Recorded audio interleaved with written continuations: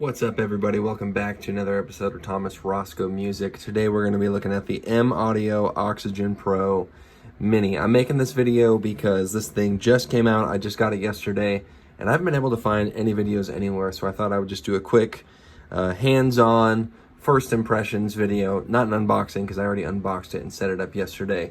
And the setup was a little bit difficult, not extremely difficult, but the instructions on M Audio's website were not super helpful. One of the steps in the process told me to go into the global settings, select PC or Mac. I wasn't even able to find that option, and maybe that's just user error. Probably is, but I got it set up and it's working nonetheless.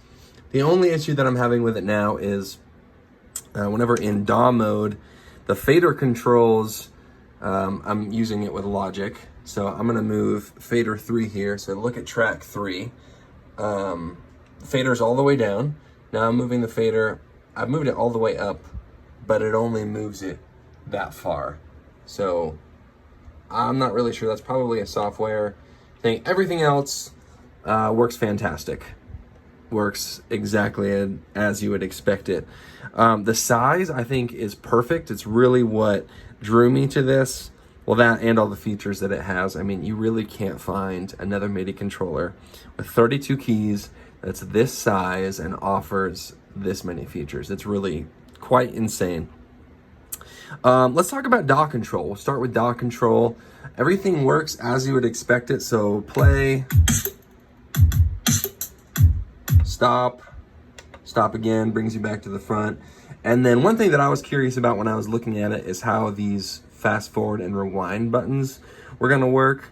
And so let me show you. If you press it once, it goes pretty slow. Press it twice, speeds up 3 times, and it continues to speed up until you can go the other way to slow it back down, go the other direction, and also just hit stop.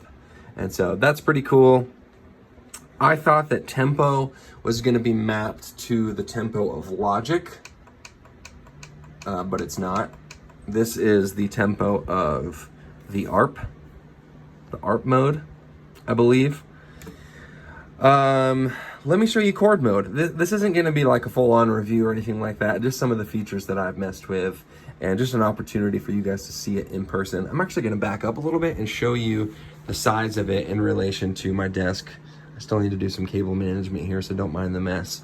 But it fits on my keyboard tray perfectly. Slides in, slides out, and that was actually a feature that I was looking for. I got this desk on Amazon. It was like 120 bucks.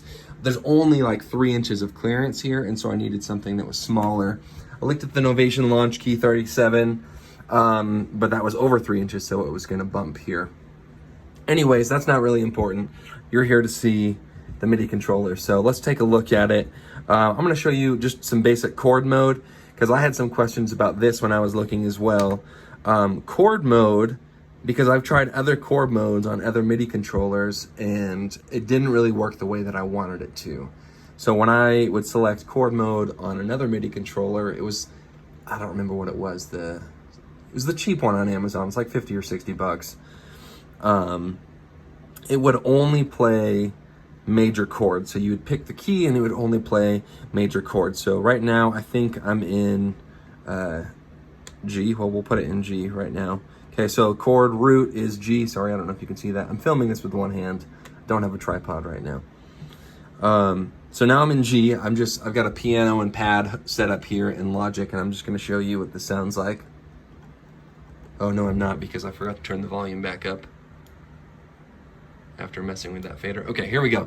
Now I'm gonna show you, so you hit the root note G, plays the G chord.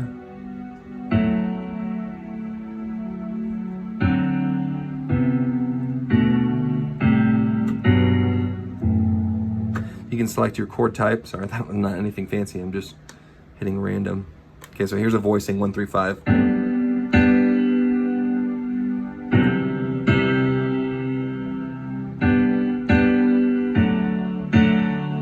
So what I was trying to say is, before, if you were in a major key on the other MIDI controller, the one off Amazon, it would only play major chords. This one plays in scale. So like this is a G major,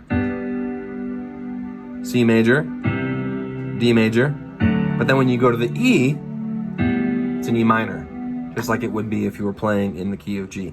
So I really like that. I was hoping that's the way that this would work, but there was not really any information about that that I could find anyways. Scale mode works exactly as you would expect it. You do shift and then pick your key and then pick your scale type. You can do scale types in the menu here. Sorry, my camera work is not very good. The key feels really good. This video is getting long, so I'm just gonna wrap it up. Key feels really good. It is a little cramped because it's so small, so it's, like, I have pretty large hands, so playing chords, I'm a little cramped. But that's a sacrifice and a trade-off that I'm willing to make for portability and all these features and just being able to have it right here under my desk. As you can see, it's not that much bigger than just a Magic keyboard. You could easily throw this into a backpack. Key feels great. I really like the way the black keys feel. They have this like matte finish on there. It makes them feel almost like wood. The white keys feel fine. They're fine. There's a little bit of wiggle there, nothing too crazy. I really don't have any complaints other than just the faders, and that could be fixed in a software update. It may be user error. And then pitch wheel is a little mushy. It's not real springy, and the mod wheel feels fine. I like the way the mod wheel feels, but the pitch wheel is just a little mushy, a little hard to push, and it doesn't snap back real well. It's kind of slow, so I don't love that. But if you have any questions, comment below, like and subscribe if you dare. I don't put out videos very often, but I do. Whenever I release new music, I usually put it out on YouTube. So check out some of the other videos. Thanks for watching. I hope this video was helpful. I'd love to answer any questions that you have if you're looking for this and you're just not sure what to compare it to. One other thing, sorry, this is ending up being a really long video. I purchased the M32, the Native Instruments Complete Control M32, and I really liked it, but the DAW control just didn't work. It didn't work at all. I contacted Native Instruments and they said, yeah, we know this is an issue that's been going on since like 2019, and they just don't know how to fix it. So I sent that back. This DAW control, it works. And I actually programmed this to tap tempo. I'm gonna program, undo, quantize, all that stuff right here. It's all customizable. And so I highly recommend it. For 120 bucks, if you can find it, it's a must buy. Absolutely. I think this is probably the best 32 key mini compact MIDI controller that you can get right now, and probably will be for quite a long time if I'm just guessing. But thank you guys for watching. Have a good one, and we'll see you in the next one.